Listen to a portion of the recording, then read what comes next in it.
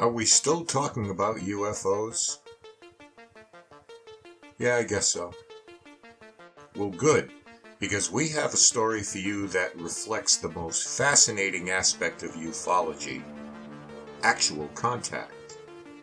It takes place in Western Canada in the 1960s, and it involves a man who, for all intents and purposes, was just living a simple family life when he experienced an encounter that would captivate an entire continent.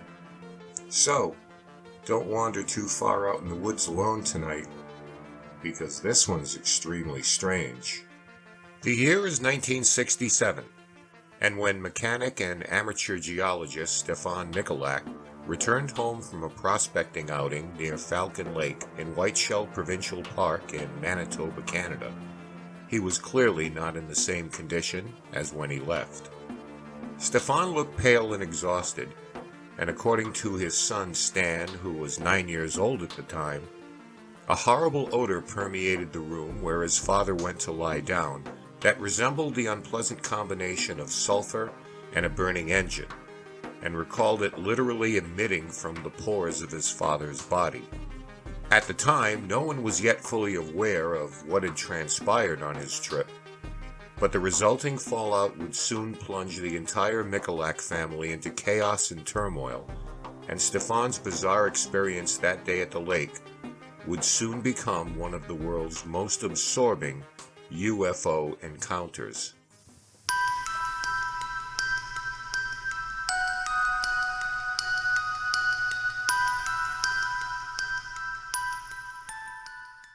Falcon Lake sits around 100 miles east of Winnipeg, Manitoba, and the wilderness that surrounds it is home to significant deposits of quartz and silver.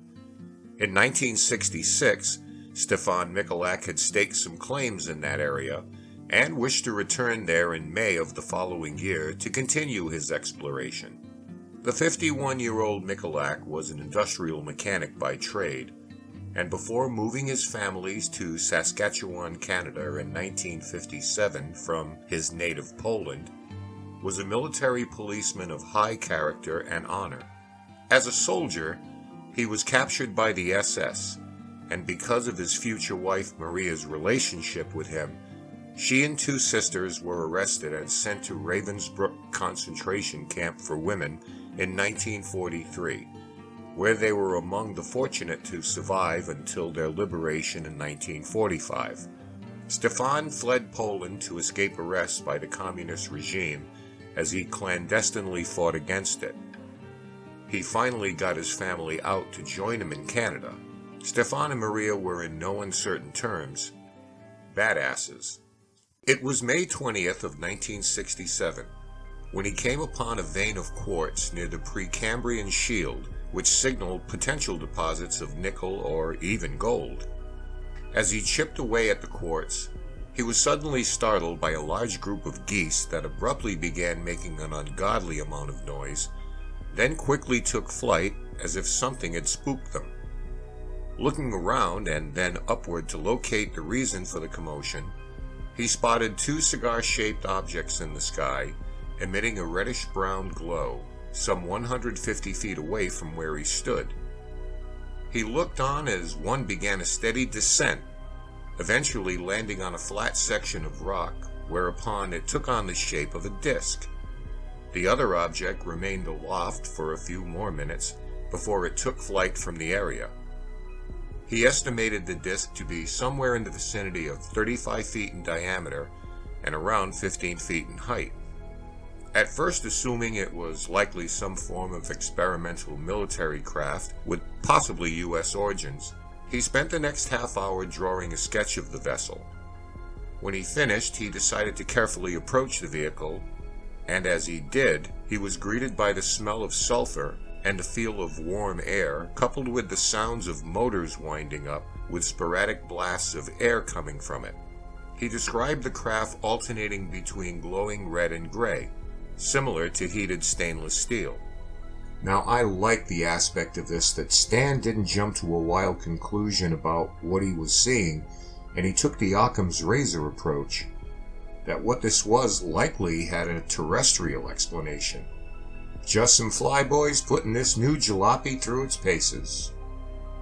Scanning the craft's exterior, he saw no form of identifying insignia, but he did see an open door on its side with bright lights coming from within. He then heard the unmistakable sound of what appeared to be human voices inside, one of a higher register, that were mostly obscured by the sounds of its engine. Assuming that perhaps its occupants were having a bit of mechanical trouble, Stefan offered his help to the Yankee boys piloting it. With that, the voices abruptly stopped. Still uncertain of its origin, Stefan then asked the same in his native Polish, then in Russian, and finally German, but received no response save for the continued motorized sounds emanating from the vessel. As he moved ever closer, he noted the absence of any seams in the hull of the ship, and approaching the brilliant light from the open door, donned a set of welder's goggles he had brought along for eye protection while chipping rocks. As he peered inside, he noticed light beams and a panel of flashing lights, but yet no sign of its occupants. When he cautiously backed away, 3 panels emerged from the opening to seal the door shut. Boldly, he reached out to touch the craft, and watched as the tips of the gloves he was wearing burned away upon contact. The craft then began to rotate in counterclockwise direction, and Stefan noticed a panel containing a grid of circular holes in it. Suddenly, a blast of something vaporous hit him square in the chest, knocking him backwards, and causing both his hat and shirt to smolder from the heat. As he ripped them off his body, he watched the craft lift off from the rock and fly away. A totally disoriented and frightened Stefan soon experienced an overwhelming feeling of queasiness, and as he stumbled to make his way out of the forest, the nausea attack eventually overcame him, forcing him to vomit. As he attempted to make his way back to his rented room at the Falcon Motor Hotel, Constable G.A. Solotki of the RCMP spotted him staggering along and assumed he was drunk. Not encountering the smell of alcohol on him, he offered Michalak assistance, but claims his help was turned down. Michalak, however, paints a different picture, saying Solotki all but dismissed him and his story and offered no help at all. Now, there's obviously a he said aspect to this story, because Michalak claimed he had nothing to drink that day, but the bartender at the motel later said he consumed 5 beers the night before, which is not the same thing. Constable Solotsky said that Michalak didn't want any help, so he let him leave, all the while suspecting this guy who was on foot staggering with burns on his body might be inebriated. And with all that in mind, he said, "Okay, go on now." Man, the 60s were a different time. I know if I had a wild but true account about encountering a UFO and just wanted to get home, I might not want to get bogged down with a cop at that point either. When he finally returned to the motel, he asked the owner if there was a doctor he could see, but was told the local physician was not in town at that time. He then phoned home to tell his wife Maria he had had an accident but would be able to get home by bus. As soon as he was able, he got dressed and grabbed a Greyhound out of Falcon Lake bound for Winnipeg. Shortly after returning home, he was treated at the Misericordia Health Center for severe burns to his chest and stomach. But astonishingly, his stomach burns formed a grid-like pattern similar to those on the panel he saw outside the ship. For weeks afterward, Michalak suffered from headaches, momentary losses of consciousness, diarrhea, and a rapid loss of weight. Still feeling the ravages of his encounter, he was treated again for many of the same symptoms in 1968 at the Mayo Clinic in Rochester, Minnesota, where he also underwent a psychiatric evaluation. It was concluded he was a very pragmatic individual, likely not prone to flights of fancy, or someone to perpetuate a hoax of this degree in nature. But his physical symptoms were found to be consistent with someone suffering from radiation poisoning.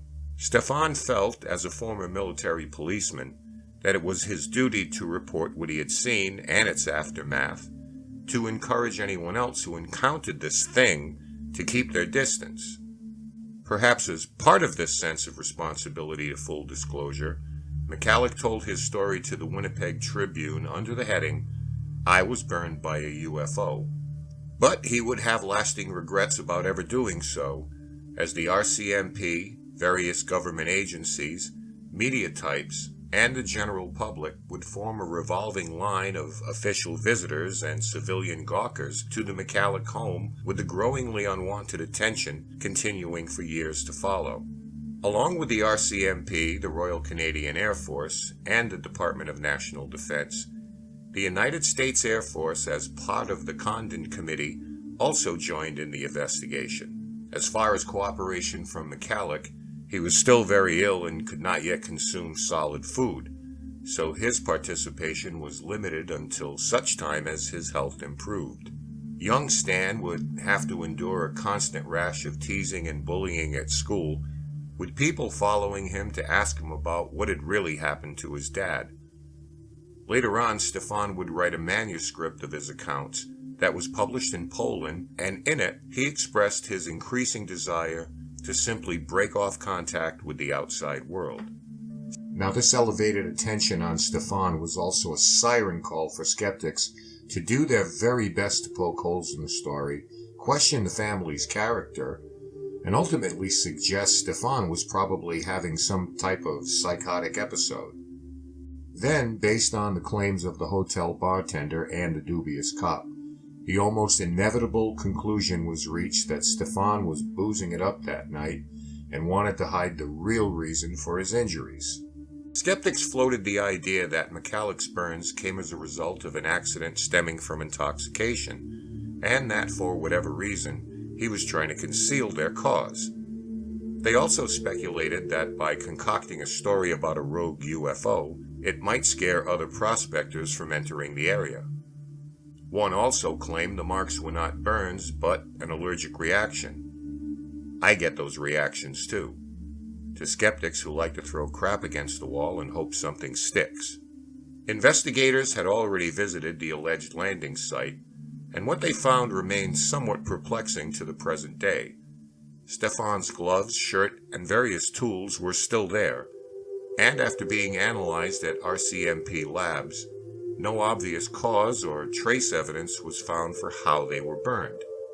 But there was trace evidence that extended to the actual landing site, where a circle some 15 feet in diameter was discovered, devoid of all vegetation, while the growth around its perimeter appeared normal. Soil samples taken, along with the clothing that were recovered, were found to exhibit high levels of radiation. Pieces of metal were removed from the rocks near the landing site almost a year later, with some literally melted into cracks in the rocks. They too originally displayed elevated signs of radiation with a coating of uranium and plutonium, though they are now perfectly safe to handle. One such piece of metal is still in the possession of Stan Michalak, while others have gone missing as they've passed through various chains of custody. These pieces of melted radioactive material have been alleged to have been planted by somebody or a bunch of somebodies to perpetuate a hoax. Apparently, Canadians have a wealth of spare radioactive metal hanging around the house. Blame Canada. The conclusions reached by the U.S. Air Force, RCMP, and Canadian Armed Forces all labeled the incident inconclusive, with the RCMP emphasizing its inability to determine the reasons for Michalak's physical state, the burned clothing, as well as the circle bereft of vegetative growth. The case remains, in a word, unexplainable. The Michalak family also had its own issues with closure, with Stefan and Maria's marriage suffering, based partly on her difficulty in supporting him in the aftermath of the incident. She maintained a profound reluctance to ever discuss the episode, particularly with the media. Despite the negative assumptions, accusations, and whispers, Stefan stuck by his story and made it a point to never claim what he saw was extraterrestrial in nature. He never claimed to have encountered aliens at the site, and always felt strongly that what he saw was most likely a secret military vehicle. For him, there was no proof it was anything else but.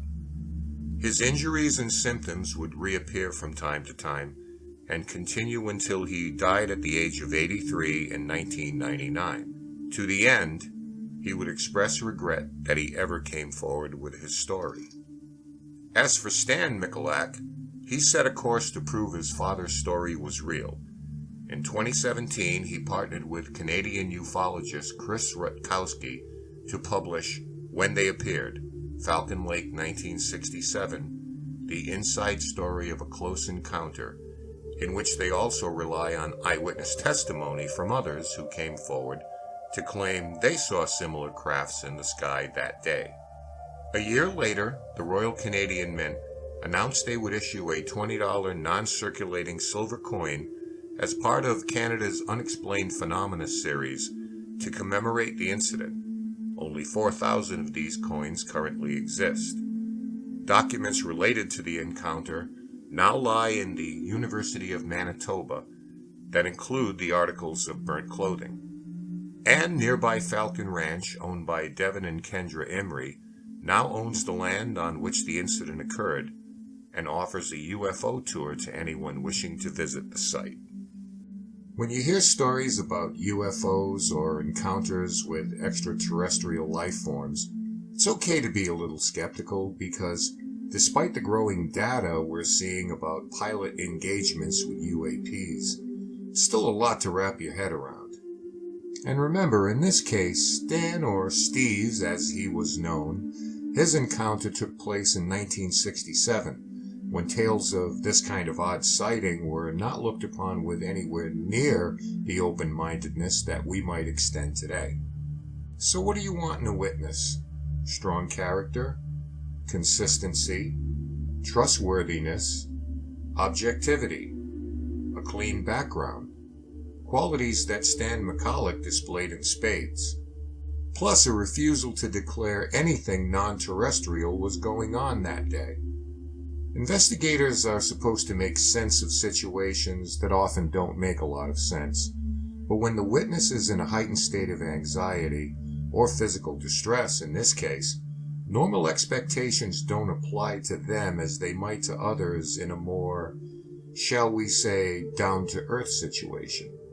So if extraordinary claims require extraordinary proof, then Canada's best documented and most unusual UFO encounter might come as close to that as you're going to get. So rest in peace, Steve.